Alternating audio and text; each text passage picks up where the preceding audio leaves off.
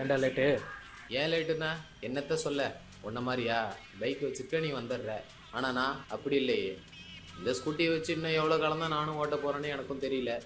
ஏன் என்னாச்சு? வீட்டில் கேட்குறேன் பைக் எடுத்தாங்கன்னு, சூப்பர் பைக்காக வாங்கி தர மாட்றாங்க. நீ இன்னும் ரொம்ப பிரைட்டாக இருக்க. அதுவா மச்சான், ஆன்லைன்ல 6000 ரூபாய்க்கு ஒரு ப்ராடக்ட் ஒன்று வாங்கினேன். நல்லா வேலை செஞ்சுச்சு. ஆ, அது வேலை செய்யலைன்னா 10,000 ரூபாய்க்கு ஒரு பேக் இருக்கு, அது வாங்கலான்னு இருக்கேன். போடு போடு. நீ போடுற. நம்மளது 8 ரூபா தான் பட்ஜெட்டு. ஏதோ பரவாயில்ல, நம்மளது கொஞ்சம் ஓடிக்கிட்டு தான் இருக்குது. ரொம்ப ஸ்ட்ரெஸ்ஸாக இருக்குது வேற. அதை வேற சமாளிக்க முடியல வீட்டில். டேப்லெட் வேற எடுக்கிறேன் நேற்றுலேருந்து. இப்படி என்ன ஸ்ட்ரெஸ் உனக்கு? இப்படி என்ன ஸ்ட்ரெஸ்ஸுன்னா என்ன சொல்கிறது?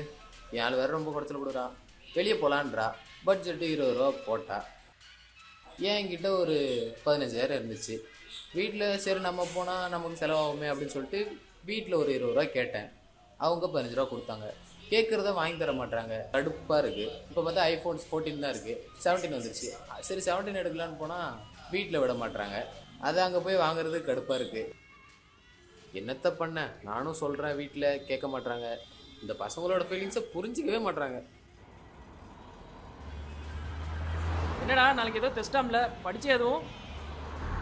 ஆமாம், அந்த அம்மா வேறு ஏதோ படிக்க சொல்லியிருக்கு. தெரில, நாளைக்கு பார்ப்போம்.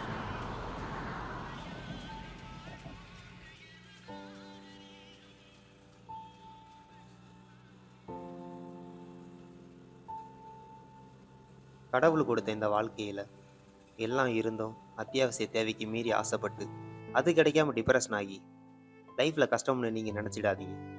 பிகாஸ் இந்த உலகத்தில் உங்களுக்கு கிடைச்ச வாழ்க்கையை கூட பல பேருக்கு கிடைக்காம ஒருவேளை சாப்பாடு கையேந்தி வாழ்கிற சூழ்நிலையும் இங்கே பல பேருக்கு இருக்குது. கையேந்தி வாழும் வாழ்க்கையை விட நமக்கு கிடைத்த இந்த வாழ்க்கை மிகவும் புனிதமானது. ஸோ கடவுள் கொடுத்த இந்த வாழ்க்கையை இருக்கிறத வச்சு நிம்மதியை வாழ பழகிக்கோங்க. பசிக்காக இயங்குகிற வாழ்க்கையும் பசி தெரியாமல் வாழ்கிற வாழ்க்கையும் வேற வேற.